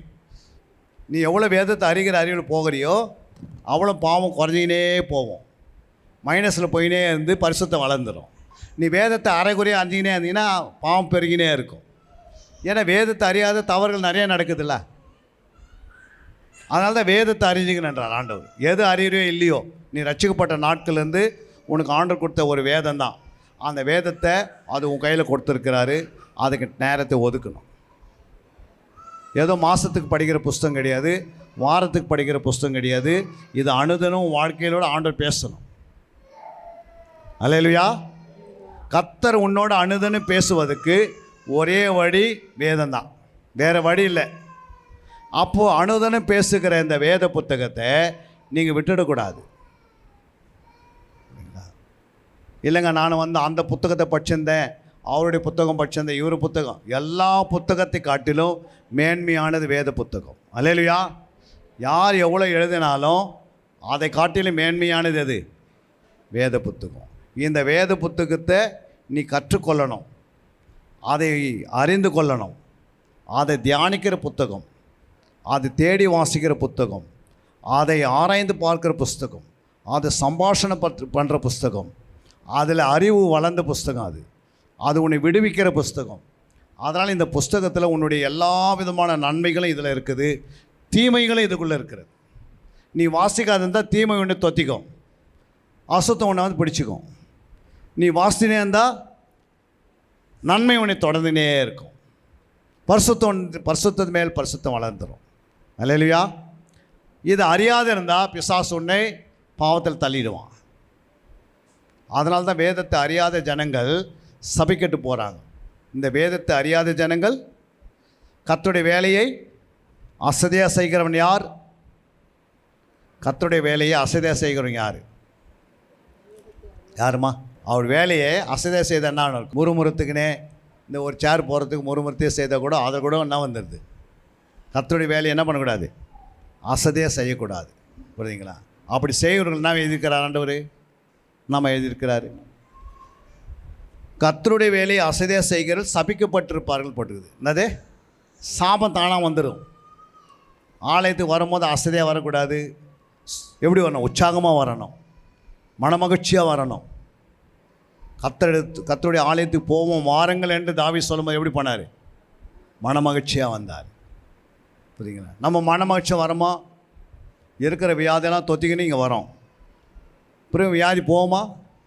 6 நாளுக்குள்ளேயும் 1000 வியாதி தொத்திக்குது. ஏன்னா நம்ம எங்கே உட்காருன்னு அறியாமல் உட்காந்து சுற்றினே இருக்கிறோம்.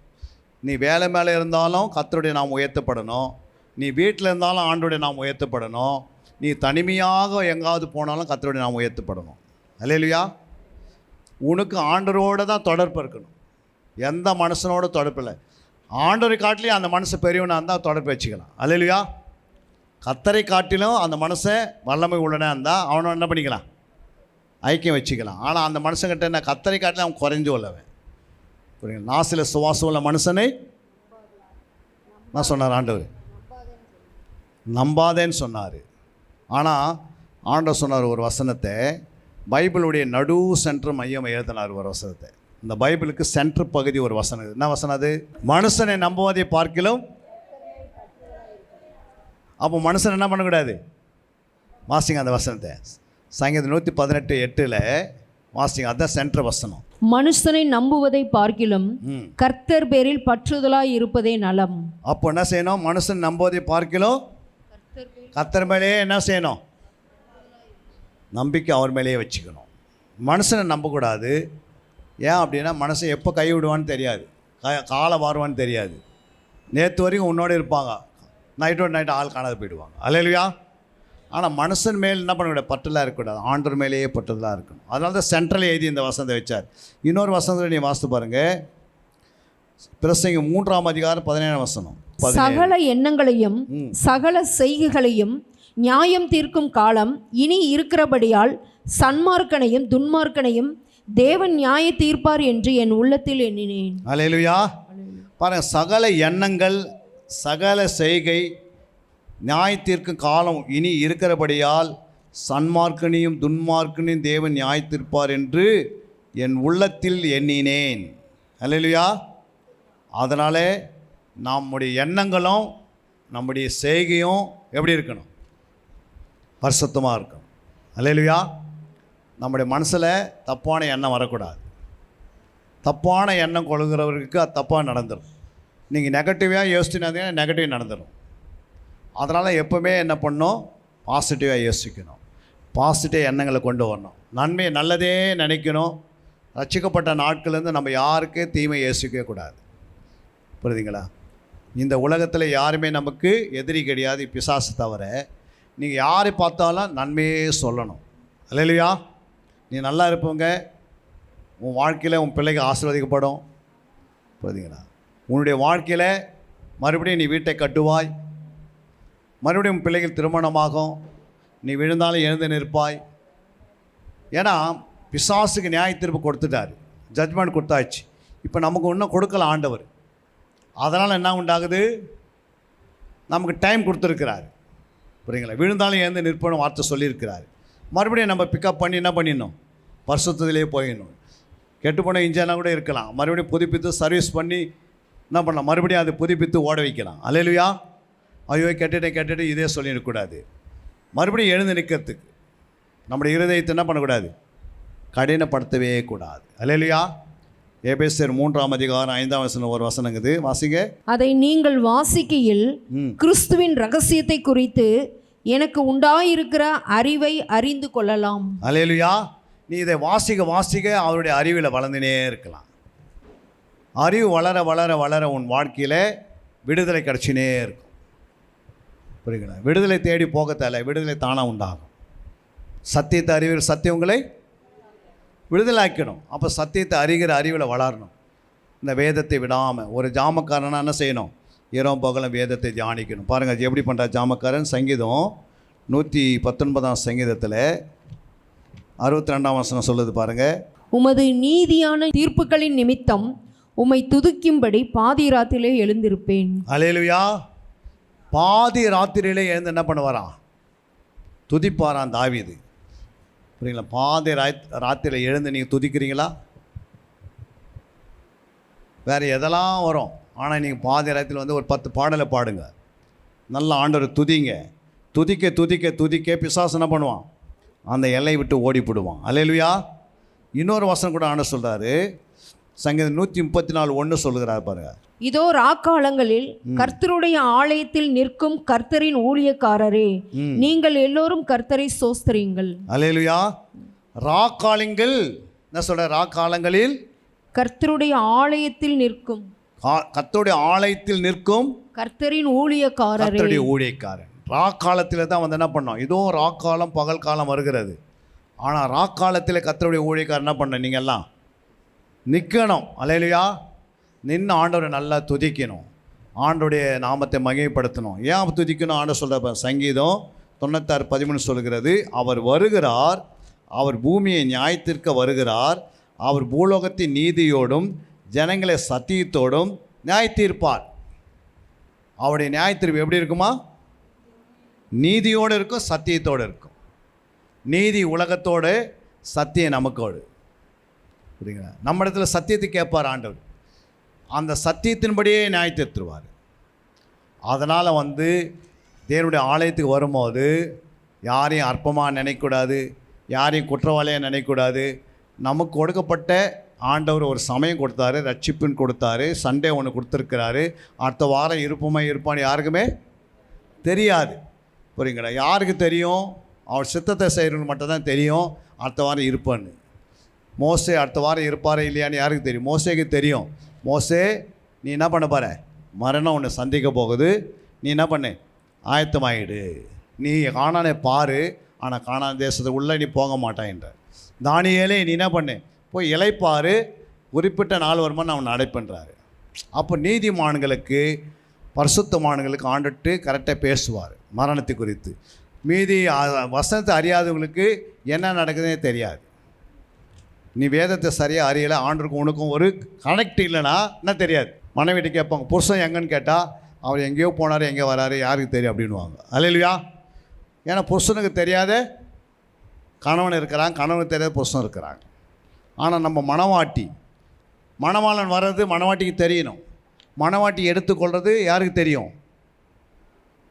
மணவாளன் சொல்லுவார், மகளே நீ என்ன பண்ணு, உன்னுடைய வேலை முடிந்தது, உன் வீட்டுக்காரியம் முடிந்தது, நீ போ அப்படின்னு என்கிட்ட வாண்டுவார். அப்போ எல்லா பரிசுத்தவான்களுக்கும் ஆண்டவன் என்ன பண்ணுறாரு, பேசுகிறாரு இல்லைங்களா? மரணம் வர்றது யாருக்கு தெரியும்? நீதிமான்களுக்கு, பரிசுத்தவான்களுக்கு, உண்மை உள்ளவர்களுக்கு, தேவனோட ஐக்கியமாக இருக்கிறவர்களுக்கு கரெக்டாண்டு பேசுவார். ஐக்கியம் இல்லாதவங்களுக்கு தான் என்ன நடக்குதுன்னே தெரியாது. ஏன்னா மரணமும் ஜீவனும் யார்கிட்ட இருக்குது? ஆண்டவர்கிட்ட இருக்குது.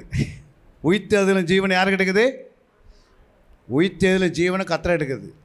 ஒருத்தரை உயிரோடு வைக்கிறதுக்கு அவருக்கு என்ன இருக்குது? வல்லமை இருக்கிறது. இயேசுக்கு என்ன இருக்குது?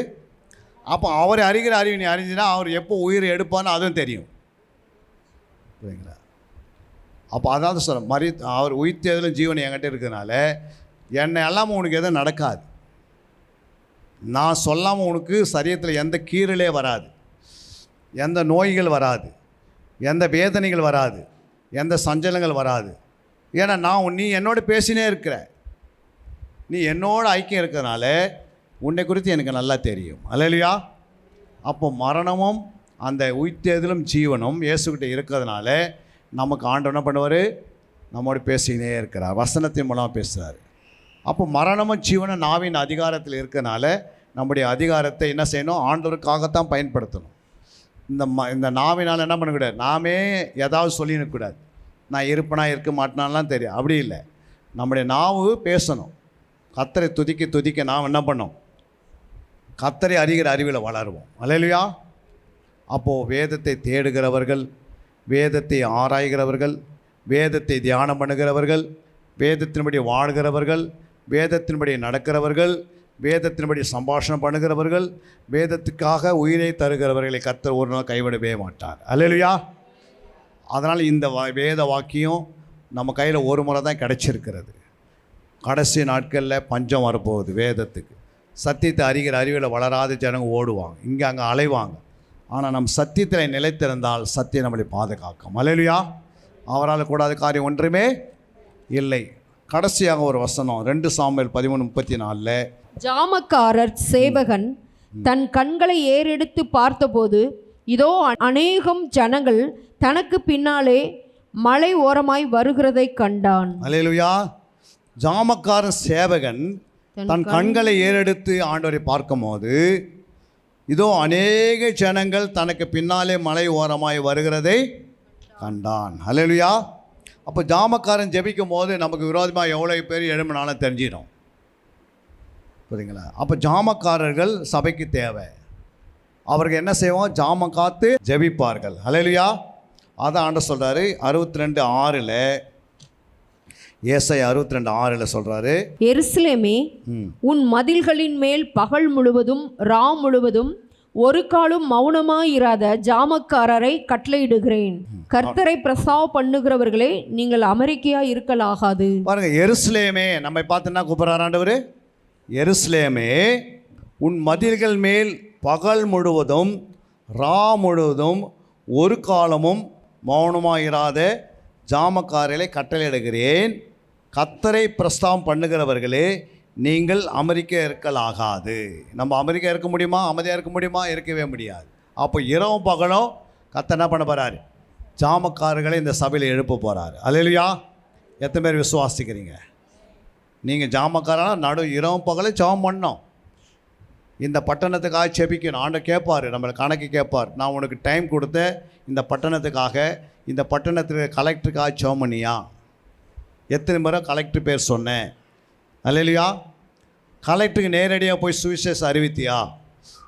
ஒரு வசனத்தை எழுதி கலெக்டர் அனுப்பிச்சிங்களா அப்படின்னு கேட்பார் ஆண்டவர். அதில் ஒரு கலெக்டர் ஒரு லெட்ரு போடணும். புரியுங்களா? ரட்சிப்பு சமயமாக இருக்கிறது, சீக்கிரமாக ரட்சிக்கப்படுங்கன்னு எழுத முடியுமா? முடியாதா? ஐயோ பயந்துறவனே. ஏன்னா கலெக்டர் எடுத்து உள்ளே தள்ளிட்டா என்ன ஆகுது? கலெக்டர் எழுதலாமல் எழுதக்கூடாத ஒரு வசனத்தை, உங்கள் ஆத்மாவுக்காக நான் ஜெபம் பண்ணுறேன், நீங்கள் சீக்கிரமாக ரட்சிக்கப்படணும் அப்படின்னு எழுத எவ்வளோ நல்லது. அது யார் எழுதுவாருங்களா? யாருக்குள்ளே ஆவியானவர் தைரியத்தின் ஆவி கொடுத்தவர் தான் எழுத முடியும். அப்போ நீ கேட்கணும், எனக்குள்ளே தைரியத்தின் ஆவி தாங்க. அப்போஸ்தலன் கேட்குறாங்க, ஆண்டவரே நாங்கள் வசனத்தை போய் தைரியமாய் சொல்லுவதற்கு எங்களுக்கு தைரியத்தின் ஆவி தாங்க என்று அப்போஸ்தலன் 4:30 வாசிக்கிறோம். அப்போ எல்லார் மேலும் வசனத்தை தைரியமாய் போதிக்கிற பிரசங்கம் பண்ணுகிற ஆவி அவங்களே இறங்கிடுச்சு. வாசிங்க அந்த வசனத்தை. அவர்கள் ஜெபம் பண்ணின போது அவர்கள் கூடியிருந்த இடம் அசைந்தது, அவர்கள் எல்லோரும் பரிசுத்த ஆவியினால் நிரப்பப்பட்டு தேவ வசனத்தை தைரியமாய் சொன்னார்கள். பாருங்க, தைரியமாக சொல்கிறாங்க. ஏன்னா வசனத்தை சொல்லக்கூடாதென்று, இயேசுவின் நாமத்தை எங்கே போய் சொல்லக்கூடாதென்று அங்கே ஆசாரிகள் வந்து தடுக்கிறாங்க. இயேசு நாமத்தை மட்டும் என்ன பண்ணாதீங்க, சொல்லவே கூடாது. அப்போ அவங்க என்ன சொன்னாங்கன்னா, கண்ணால் பார்த்தோம் இந்த ஜீவ வார்த்தையை நாங்கள் சொல்லாமல் மரணமே வந்தாலும் நாங்கள் என்ன பண்ண மாட்டோம், நீங்கள் சொல்கிற மாதிரிலாம் நாங்கள் இருக்க மாட்டோம், இயேசு நாமத்தை சொல்லி ஆகும். அல்லேலூயா. அதனால் அவங்களுக்கு ஒரு பயம் வந்துச்சு. அதனால தான் அந்த சொல்லப்பட்டிருக்கிறது. 6-7 வாசிங்க. 6-7. தேவ வசனம் விருத்தி அடைந்தது. தேவனுடைய வசனம் விருத்தி அடைந்தது. சீசருடைய தொகை எருசலேமில் மிகவும் பெருகிற்று. ஆசாரியர்கள் அநேகரும் விசுவாசத்துக்கு கீழ்ப்படிந்தார்கள். ஆசாரிகள் தான் வந்து 4ஆம் அதிகாரத்தை தடுக்கிறாங்க. அல்லேலூயா. நீ வசனத்தை சொல்லக்கூடாது, இயேசு நாமத்தை சொல்லக்கூடாதுன்னு 4ல் தடுக்கிறாங்க. ஆனால் 6-7 அவங்கள மனம் திரும்புகிறாங்க. அல்லேலூயா. அப்போ இந்த வசனத்தை தைரியமாக சொல்லுகிற இந்த ஏரியாவில் ஆண்டவர் கேட்குறாரு, இந்த பட்டணத்துக்குள்ளே கேட்குறாரு, இந்த சபைக்குள்ளே தேடுகிறார். நான் வசனத்தை தைரியமாக பேசணும். அல்லேலூயா. அப்போ யாரெல்லாம் பேச போகிறீங்க தைரியமாக வசனத்தை? எல்லாம் முழங்கால் படிக்கிட்டு ஒரு நிமிடம் நாம் கண்களை மூடி செபிக்கலாமா?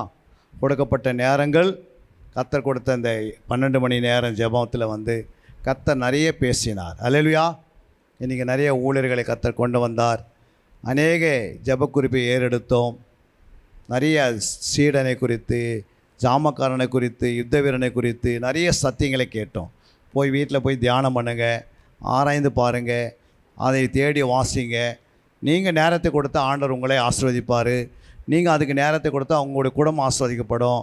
நீ அதுக்கு நேரத்தை கொடுத்தா வசனத்துக்கு வசனம் உங்களை சுமக்கும்.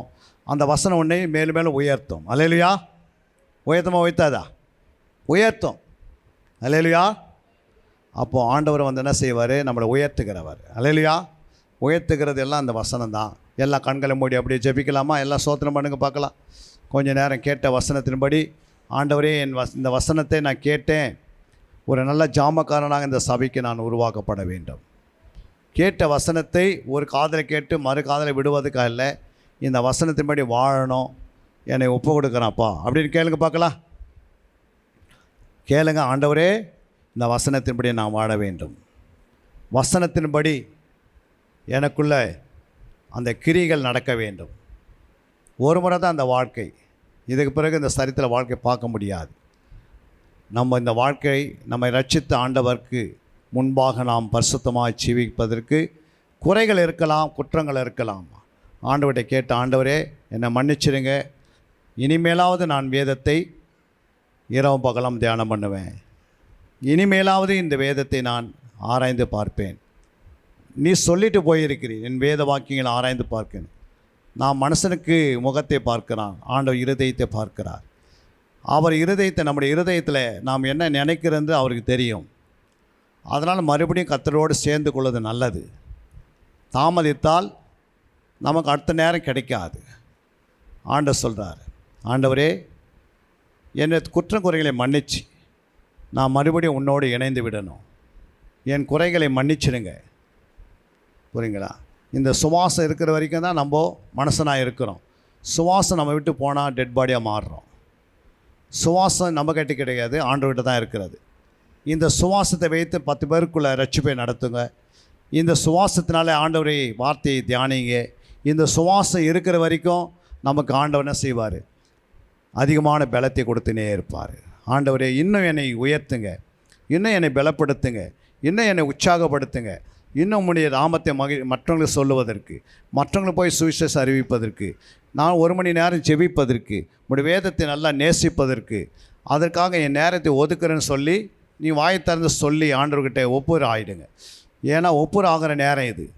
ஒப்புர ஆகிற நேரத்தில் ஒப்புர ஆகிடணும், விட்டு கொடுக்குற நேரத்தில் விட்டு கொடுத்துடணும், ஆண்டவரோடு இணைக்கப்படணும். தன் பாவங்களை மறைக்கிறவன் வாழவிட மாட்டான். அவைகளை அறிக்கை செய்து விட்டு விடுகிறவனுக்கு இரக்கம் கிடைக்கிறது. இந்த இரக்கம் இப்போ ஆலயத்தில் உட்காந்து மாதிரி தான் கிடைக்கும், வெளியே போனால் கிடைக்காது. ஆண்டவரே என்மேல் இரக்கமாக இருங்க, தயவாருங்கன்னா தாவீது எத்தனை முறை புலம்புகிறார். ஒரு தவறு செய்துட்டு தாவீது இரவு பகலாக அதுக்காக ஜெபிக்கிறார். எப்படியாவது யூசோப்பினால் என்னை கழுவுங்க, எப்படியாவது என்னை கழுவி விடுங்க, உன் ஆவினாலே, நறுங்குண்ட ஆவியின் மேலே பிரியமாக இருக்கிற ஆண்டவர். அப்படி எப்படியாவது நம்ம ஆண்டவர் ஒப்புராயி நம்ம குடும்பங்களையும் நம் பிள்ளைகளையும் பரிசுத்தமாக வாழ வைத்து ஒரு கூட்டத்தை கொண்டு போய் பரலோகத்தில் சேர்க்கணும்.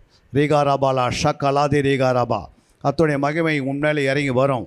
நீங்கள் ஒப்பு கொடுக்க அறிக்கை செய்ய ஆண்டுடைய ஆவியான உண்மையிலே இறங்கி வருவார். தேவனுடைய ஆவியானுடைய வல்லமை உண்மையிலே இறங்கி வரும். கர்த்தர் இங்கே நம்ம உட்கார்ந்துருக்கிற நேரத்தில் வந்து நம்மை நிரப்புகிறவர், நம்மை பலப்படுத்துகிறவர், நம்மளை உற்சாகப்படுத்துகிறவர், ஒரு நாளும் கைவிடாத தேவன். ஒரு நாளும் உன்னை கைவிடவே மாட்டார். மனுஷர்கள் கைவிடலாம், உன்னுடைய வீட்டார் கைவிடலாம், உன் பிள்ளைகள் கைவிடலாம், ஆனால் கைவிடாத ஒரே ஒரு இயேசு ஒருவரே. அவரை மாட்டம் பிடித்து கொள்ளுங்க. அவர் உன்னோடு இருந்தால், அவர் உன்னுக்குள்ளே இருந்தால் நீ எப்பவுமே பரிசுத்தமாக வாழ்வாய்.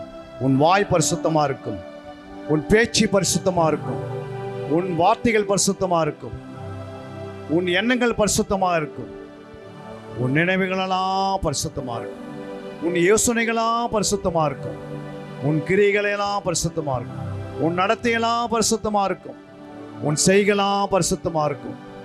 நீ ஓடினாலும் நீ நடந்து வந்தாலும் கர்த்தர் உன்னையோடு வருவார், உன்னை அழைத்து கொண்டு வருவார். நீ உனக்கு பலவீனப்படும் போது தூதர்களை அனுப்பி கர்த்தர் உனக்கு உதவி செய்வார். ரீகாரா பாலா ஷக்கா ராதை நீகாராபா. தேவ மகிமை ஒவ்வொரு மலை இறங்கி வருவதாக. ஹல்லேலூயா, ஹல்லேலூயா, ஹல்லேலூயா, ஹல்லேலூயா. நன்றி உள்ளத்தோடுமை சோத்திக்கிறப்பா, நன்றி உள்ளத்தோடுமை சோத்திருக்கிறோம். உம்முடைய காரம் ஒவ்வொரையும் தொடுவதற்காக சோத்திரம். ஆத்துமாவே நன்றி சொல்லு, முழு உள்ளத்தோடே என் ஆத்துமாவே நன்றி சொல்லு, முழு உள்ளத்தோடே. கர்த்தர் செய்த நன்மைகளை மறவாதே, கர்த்தர் செய்த நன்மைகளை ஒரு நாளும் மறவாதே. ஆத்துமாவே நன்றி சொல்லு, முழு உள்ளத்தோடே. குற்றங்களை மன்னித்தாரே, என் குறைகளை நீக்கினாரே, என் குற்றங்களை மன்னித்தாரே, என் குறைகளை நீக்கினாரே.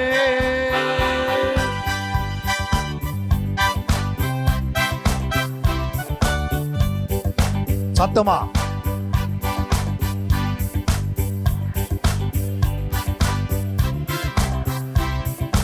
ஜீவனை மீட்டாரே, கர்த்தர் செய்த நன்மைகளை ஒரு நாளும் மறவாதே, கர்த்தர் செய்த நன்மைகளை ஒரு நாளும் மறவாதே. என் ஆத்துமாவே நன்றி சொல்லு, முழு உள்ளத்தோடே. என் ஆத்துமாவே நன்றி சொல்லு, முழு உள்ளத்தோடே. நிச்சயமாகவே நம்முடைய ஆத்மாவை எப்போது ஆண்டவருக்கு நன்றி செலுத்தினார். இந்த ஆத்மாவை தான் ஆண்டவருக்கு நன்றி செலுத்தினார். கர்த்தர் எவ்வளோ நன்மைகளை செய்திருக்கிறார். நல்ல வாய் திறந்து, ஆண்டவரே காலை 8 மணிலிருந்து 8 மணி வரைக்கும் நீர் எங்களுக்கு செய்த நன்மைகளுக்காக நன்றி அப்பா. நீ செய்த நன்மைகளுக்காக நன்றி. இந்த ஆலயத்தை கொடுத்ததுக்காக நன்றி.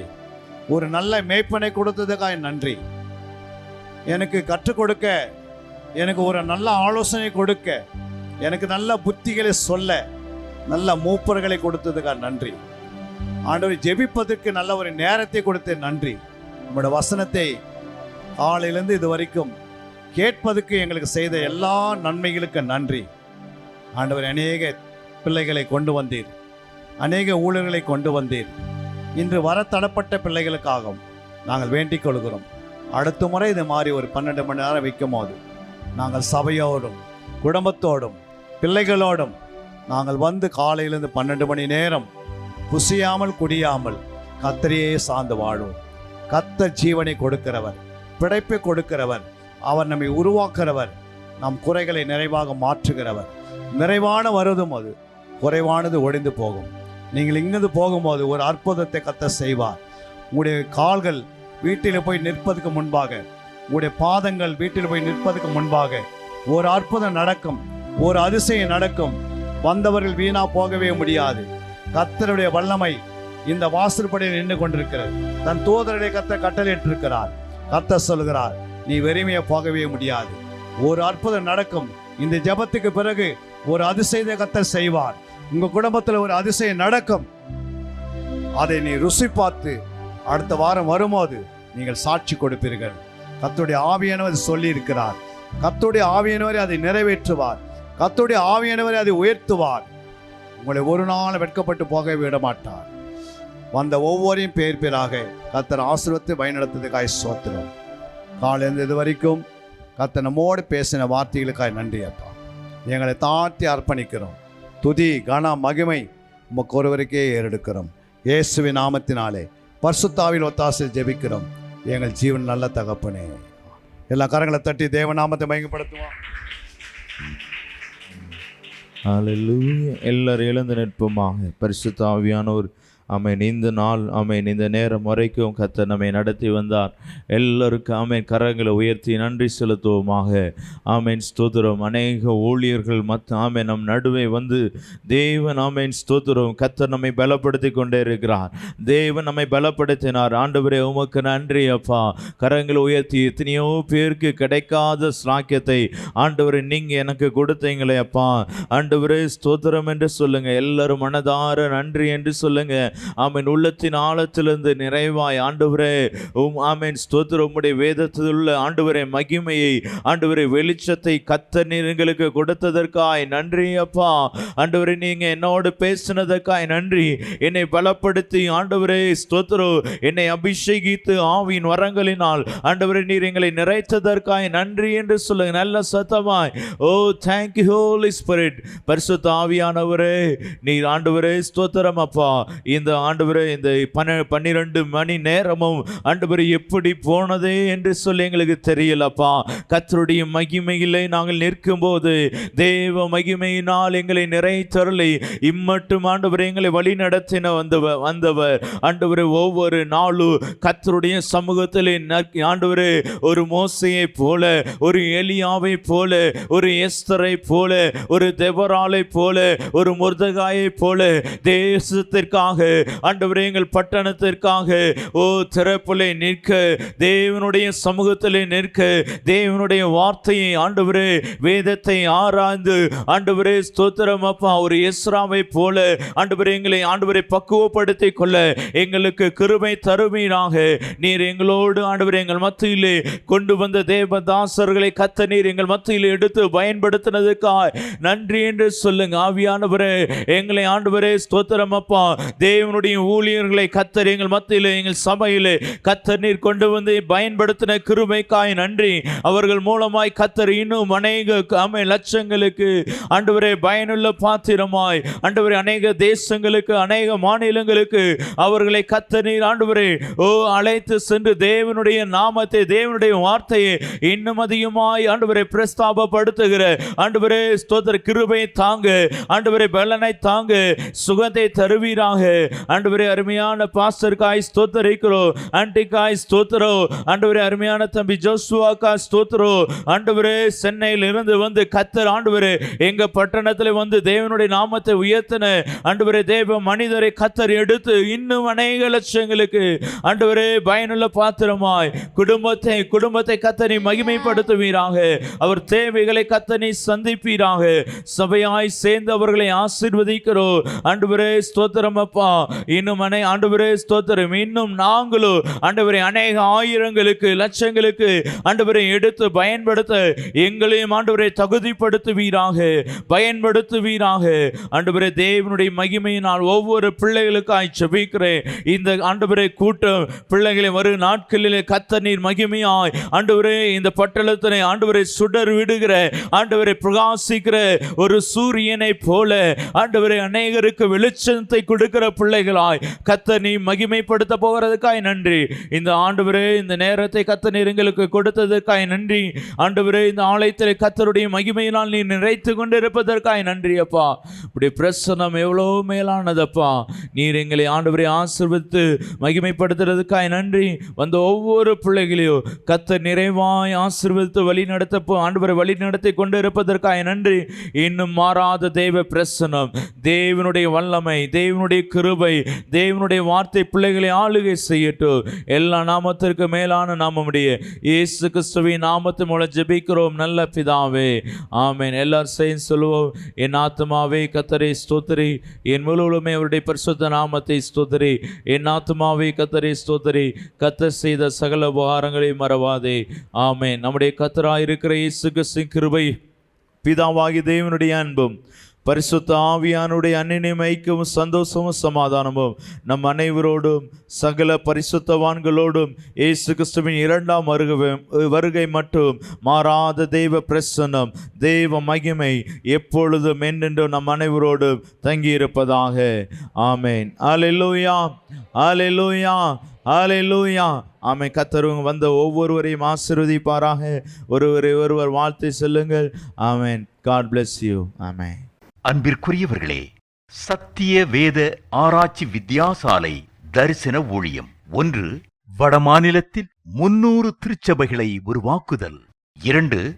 மாதம் ஒருமுறை எழுப்புதல் உருவாக்கும் எழுப்புதல் கூட்டம். 3. ஊழியர்கள், சபை தலைவர்கள், சுவிசேஷர்களுக்கென கருத்தரங்கு, அதாவது சத்திய வேத ஆராய்ச்சி நேரம். 4. டிவி ஊழியம். 5. பத்திரிகை ஊழியம். 6. சிடி டிவிடி ஊழியம். 7. பவர் கேம்ப் அக்னி அபிஷேக முகாம். 8. உபதேச ஆராய்ச்சி கருத்தரங்கு ஊழியம். 9. நலிந்த குழந்தைகள் இல்லம். 10. 24 மணி நேர ஜெப மையம். 11. சத்திய தேவ ஆராய்ச்சி கல்லூரி. 12. சிறுவர்கள் உருவாக்கும் ஊழியம். 13. மருத்துவ முகாம். 14. ஜெயில் ஊழியம். 15. கைப்பிரதி ஊழியம். 16. கிராம ஊழியம். 17. மிஷனரியை உருவாக்கும் ஊழியம். 18. நன்றி துதி ஆராதனை கூட்டங்கள். 19. சமூக நலப்பணிகள் ஊழியம். 20. இன்டர்நெட் மூலமாக ஆன்லைன் படிப்புகள். இது விரைவில் வரவிருக்கின்றது. 21. தேவனுடைய வருகைக்கு ஆயத்தப்படுத்துதல். இதனுடைய நோக்கங்கள்: 1 கோடி சீடர்கள் உருவாகுதல், 1 கோடி ஜாமக்காரர்கள் உருவாகுதல், 1 கோடி யுத்த வீரர்கள் உருவாகுதல், 1 கோடி ஊழியர்கள் உருவாகுதல். தரிசனத்தை அவன் கண்டபோது அவர்களுக்கு சுவிசேஷத்தை அறிவிக்கும்படி கர்த்தர் எங்களை அழைத்தார். புறப்பட்டு போக பிரயத்தனம் பண்ணி. அப்போஸ்தலர் நடபடிகள் 16:10.